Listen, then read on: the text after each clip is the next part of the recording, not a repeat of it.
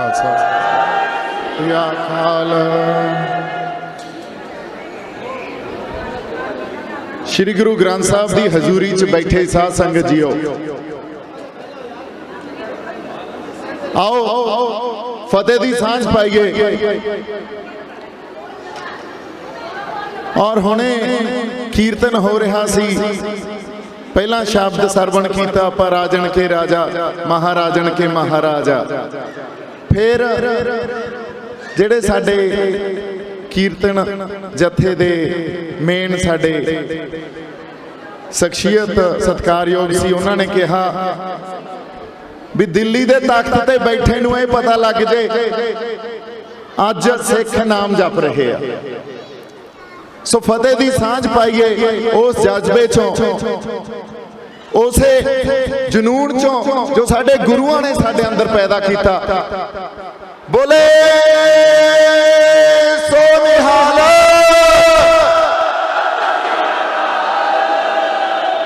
वाहिगुरू जी का खालसा वाहिगुरू जी की फतेह।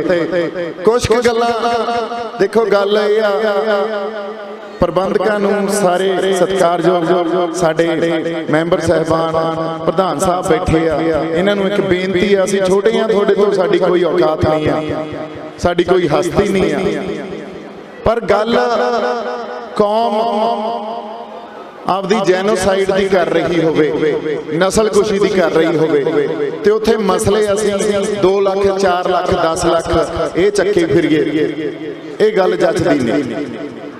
ये किसी होर दिहाड़े ते गल्लां कीतियां जा सकदियां। अज जिस मकसद लई असीं इकट्ठे होए आ,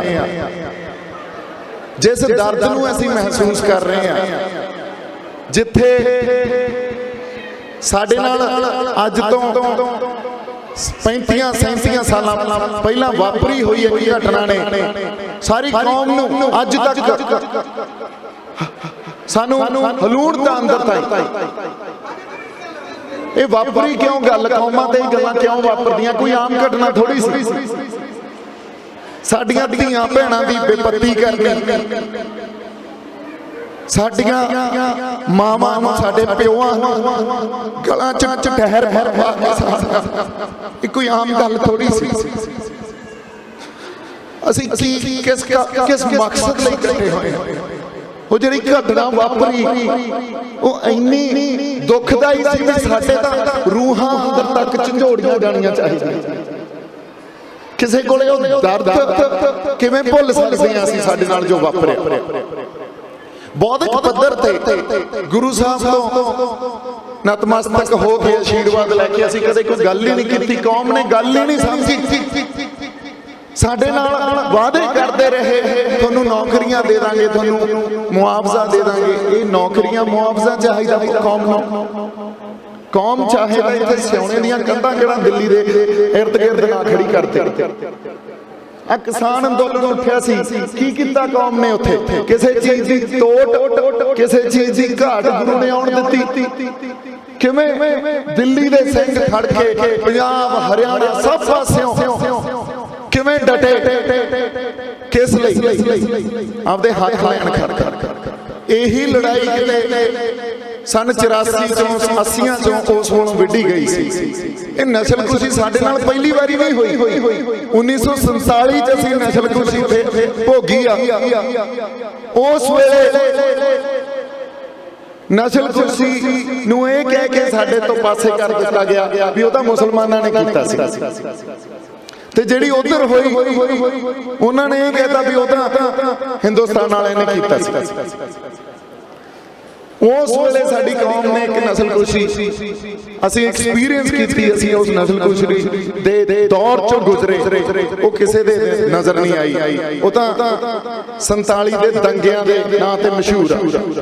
पर जदों जिहड़े उत्थे जिन्हां लोगों ने वो दर्द सहा, उन्हां तो पूछ के देखो की सी। उसे तरह फिर 84 वेले साडे नाल होया,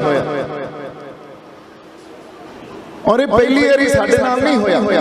इतिहास च जदों आपां वर्ल्ड हिस्टरी पढ़दे आ ये बहुत जरूरी है सानू हिस्टरी का ज्ञान होना पढ़ना बिकॉज जो एक कल्चर ऑफ रीडिंग सानू की दिंदा कल्चर ऑफ रीडिंग सानू थॉट प्रोसैस दिंदा ਅਸੀਂ ਸੋਚਦੇ ਹਾਂ ਬੌਧਿਕ ਲੈਵਲ ਤੇ ਇੰਟੈਲੈਕਚੁਅਲ ਲੈਵਲ ਤੇ ਜਾ ਕੇ ਸੋਚਦੇ ਹਾਂ ਐਂਡ ਸੋਚਣ ਨਾਲ ਕੀ ਹੁੰਦਾ then we can feel the pain महसूस की जा सकती है ये गल्लां साडे तो खोलियां गईयां साडियां गल्लां खत्म करतियां इन्हां ने पर हुण आपां गल नस्लकुशी दी कर रहे हैं कौम ने नस्लकुशी हंडाई 47 च हंडाई 84 च हंडाई ते 84 तो बाद लगातार 2003-4 तक नस्लकुशी पंजाब च कौम ने हंडाई किसी ने अज तक पंथक विचार कह दिंने आपां किसी ने इस गल ते गौर नहीं कीता किसी अपने आगू ने भी इन्हां चीज़ां ते कौमां लंबे समय तक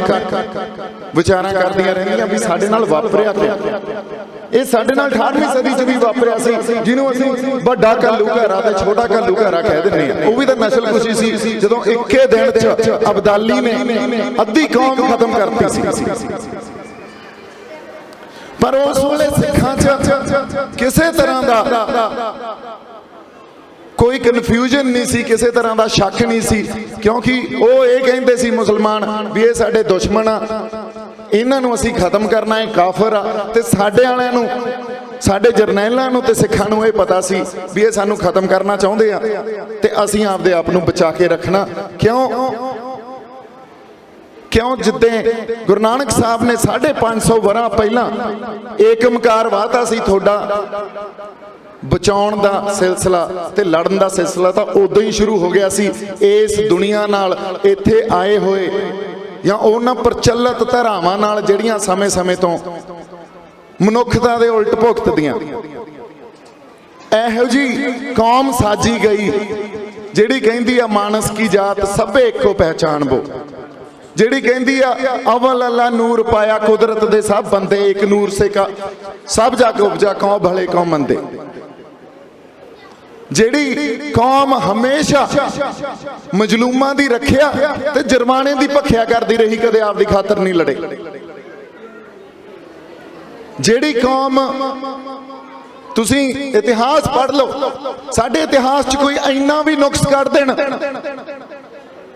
इन्ना भी नुक्स कढ देण तां असीं आपदे इतिहास तो पासे हो जांगे इहदा मतलब जिहड़ी एक साजना होई अकाल पुरख वाहिगुरू ने एक पंथ साजिया 10वें पातशाह ने पंथ साजिया उस कौम नूं अज तुसीं 47 तो लैके अज तक नस्लकुशी ते ही रखना और ये कित्थों पैदा हुंदी है गल ये बाई जी कह रहे हैं टाइम थोड़ा गल्लां बहुत गंभीर आ साडी समझ सरफेस लैवल ते सतही लैवल ते है सानू मसलियां दा पता नहीं हजे सानू समझ ही नहीं कई बारी ये कौमां भुलेखा भी पा लैंदियां भी सानू मसलियां दा पता पर हल नहीं निकल रहा जे मसलियां दा पता होवे तां हल निकले आउंदे हुंदे आ हल कढने औखे नहीं हुंदे पर हजे असीं ये गल समझ लईए भी सानू मसलियां दा नहीं पता इत्थे हुण जे आपां संखेप च गल करिए जदों आपां गल नस्लकुशी दी करनी है ना ते आके उहदे ते पंथक विचारां करनियां फिर टाइम होना चाहिदा वाकई इत्थे काफ़ी सत्कारयोग शख्सियतां बैठियां साडे कोले समा घट आ पर गल ये भी मसला है ही बहुत गंभीर इनू मैं बहुत छेती समेटदा किसी होर दिन आपां जिहड़े बंदे इंटलैक्चुअल लैवल ते सिस्टम नूं स्ट्रक्चर नूं समझना चाहुंदे आ आपां एक कॉन्फ्रेंस रखीए जिथे गल्लां कीतियां जाण उदे गुरुद्वारा साहब च आके आपां बैठीए ते गल्लां कीतियां जाण ते गल्लां नूं समझिया जावे हुण गल ये प्रचारी गई भी असीं 84 च इंदिरा गांधी दा कतल करता सी तां साडे नाल ऐ होया जदों नस्लकुशी दा इंपल्स उठदा ना कितों किसी सिस्टम च किसी सोसाइटी च उठदा वो इस करके किसी घटना दे स्पैसिफिक नहीं हुंदा वो किसी घटना करके नहीं उठदा फिर तां राजीव गांधी नूं भी असैसीनेट कीता सी उदों नस्लकुशी नहीं हुई फिर तुसीं ये देखो भी नथुराम गोडसे ने महात्मा गांधी नूं फादर ऑफ द नेशन नूं गोली मारी सी उदों क्यों नहीं नस्लकुशी हुई पर साडे नाल ही नस्लकुशी क्यों हुई ये सवाल तो पुछो आपदे आप। इसे तरह जे असी देखिए साडा एक एक्सप्रैशन सी किसान अंदोलन का, लाल किले वाल नूं किसान हो गए, हालांकि मैनू बड़ा प्रचारिया गया भी दीप सिद्धू लै गया, मतलब चारे पासों ही लोगों को दीप सिद्धू लै गया, एडा किड्डा लीडर या दीप सिद्धू कोले किहड़ा यह गिद्दड़ सिंघी है भी दीप सिद्धू लै जू सब नूं। वो तो एक वहन सी लोगों का, उत्थे जाके किसी ने कुछ नहीं किया। एक खाली पोल ते निशान साहब ते किसानी झंडा लाता, ये गल सुनन नूं मिली भी 84 वाप कुछ करते हैं तो दिल्ली च बैठे हुए सिखां ते जुल्म होंदा। दिल्ली ते पंजाब दे सिख वखरे नहीं आ, ये सिस्टम नूं समझा। जे वो पंजाब च होई घटना खातर थोड़े ते जुल्म करते हैं, इसदा मतलब इन्हां नूं पता है इकट्ठे आ, इन्हां दी इंस्पिरेशन कित्थों मिलदी आ, इन्हां नूं ये जज्बा कित्थों मिलदा है, श्री गुरु ग्रंथ साहब तो मिलदा, ये इकट्ठे आ, पर सानूं समझ नहीं आ। पर सानू समझ नहीं आ, सानू वंड दिता जाता भी ये पंजाब वाले कुछ करते हैं या धक्का साडे नाल हो जाता। दिल्ली का सिख या होर इंडिया च बैठा सिख या बाहरला बैठा सिख, तुसी ना पंजाब नालों टुटे हो ना पंजाब थोड़े नालों टुटिया, साडी तां डोर ही सांझी है, साडा तां सिजदा ही सांझा। सो इस करके गल्लां नूं समझना, जदों 47 च एक स्ट्रक्चर पैदा होया ना, इस देश च स्ट्रक्चर पैदा होया, आपां 2 मिनट होर लाऊंगा जी बस, जमहूरीयत डेमोक्रेटिक स्ट्रक्चर पैदा होया, प्रॉब्लम उत्थे ही पैदा हो गई। वो स्ट्रक्चर एक नेशन स्टेट बनाई गई। नेशन स्टेट का एक फलसफा हुंदा we are a nation, we are one nation, असी एक देश हाँ, वाकई असी एक देश हाँ, पर एक देश च इन्नी ज़्यादा एथनिसिटी, डाइवर्सिटी, रिलीजियस डाइवर्सिटी होवे, उत्थे सारिਆਂ ਨੂੰ एक कौम कहना ये कित्थों तक दा न्या। असी तो साडे गुरु ने तो यह कहा सी, तुमको तुम्हारा खूब हमको हमारा खूब। जदों मुगल दरबार च 10वें पातशाह नूं शाही काजी ने सवाल पूछा सी ना भी धर्म तुम्हारा खूब के हमारा खूब, गुरु साहब ने 2 लाइनां च जवाब दिता सी। हुण सवाल बहुत बड़ा सी, जे मुगल दरबार च बैठे आ, बहादुर शाह दा दरबार आ, जे ये कह देन भी थोड़ा धर्म चंगा नहीं आ, कहणगे तुसीं तां यार साडी बेइज्जती करदे हो, ते जे ये कह देन साडा धर्म बड़ा, फिर भी उही गल। जे उन्हां दा बड़ा कहंदे फिर वो कहंदे भी आपदे वाला छड्ड के साडे वाल नूं आ जा। गुरु साहब कहंदे तुमको तुम्हारा खूब हमको हमारा खूब। हुण जेड़े देश च एडी वड्डी डाइवर्सिटी आ, एथनिसिटी, वखरियां भाषावां, वखरा कल्चर, वखरी सोच, वखरा इन्वायरमेंट, जिहड़ा वातावरण, उत्थे तुसीं एक कौम या वी आर वन नेशन दा फलसफा लागू कर लोगे, हो ही नहीं सकदा। उत्थे तनाव ते टकराव पैदा होना ही होना, ते ओही हुंदा। पिछले 60 सालों का खालसा राज, एक भी दंगा नहीं, एक भी फांसी नहीं, ते 70-75 सालों का इतिहास इंडियन स्टेट का, किन्ने दंगे, किन्नियां फांसियां, किन्ने मुकाबले, साडे नाल जो वापरिया वो सामने आ। क्योंकि जदों इत्थे माइनॉरिटी है ना, जिहड़ा छोटा तबका, उन्हां दे आपदे फलसफे हुंदे आ, उन्हां दे आपदे विश्वास हुंदे आ, उन्हां नूं सब नूं मिटा के, तुहाडी पछाण मिटा के तुहानूं आपदे च जज़ब करना इन्हां ने। इहनूं कहंदे आ प्रोसैस ऑफ असिमिलेशन।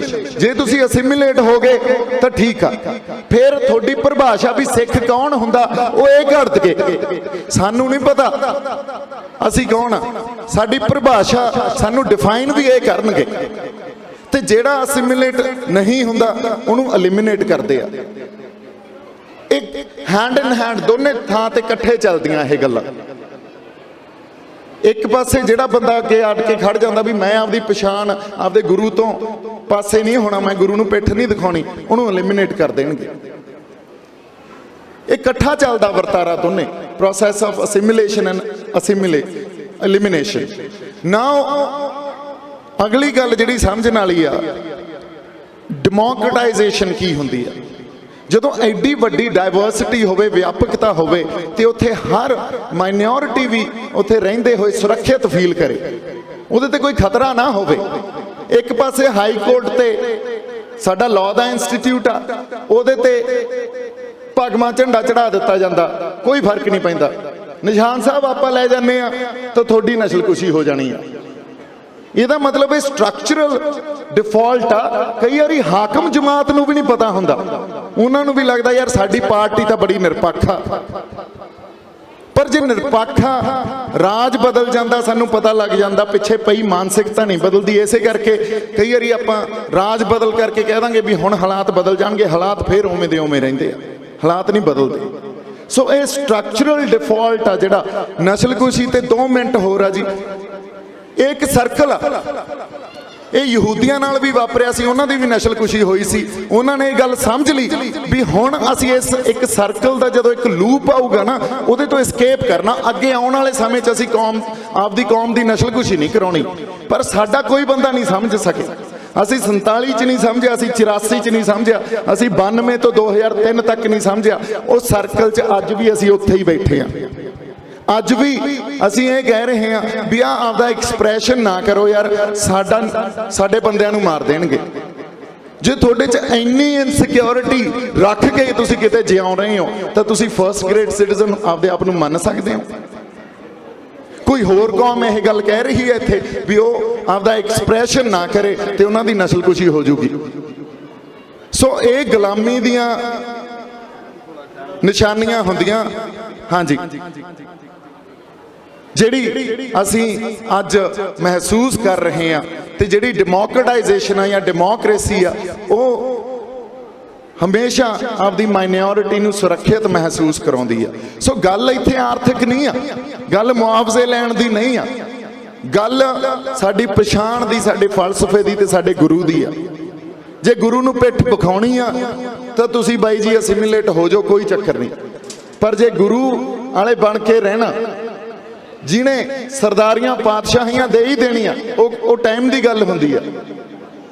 ਫਿਰ ਤੁਹਾਨੂੰ ਆਪਦੀ ਪਛਾਣ ਵੀ, ਆਪਦਾ ਫਲਸਫਾ ਵੀ ਤੇ ਆਪਦੇ ਗੁਰੂ ਨੂੰ ਵੀ ਇਹਦੇ ਨਾਲ ਨਿਭਣਾ ਪਊਗਾ, ਇਸ ਸਿਧਾਂਤ ਦੇ ਨਾਲ ਨਿਭਣਾ ਪਊਗਾ।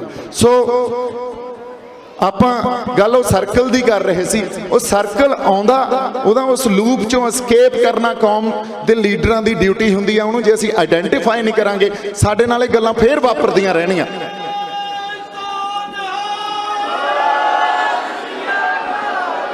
ਸੋ ਆਉਣ ਵਾਲੇ ਸਮੇਂ 'ਚ ਵੀ ਇਹੀ ਸਮਾਂ ਆਊਗਾ ਜਦੋਂ ਅਸੀਂ ਇਹਨਾਂ ਨਸਲਕੁਸ਼ੀਆਂ ਦੇ ਵਰਤਾਰੇ ਨਾਲ ਨਜਿੱਠਾਂਗੇ, ਫਿਰ ਅਸੀਂ ਇਨਸਾਫ ਮੰਗਾਂਗੇ।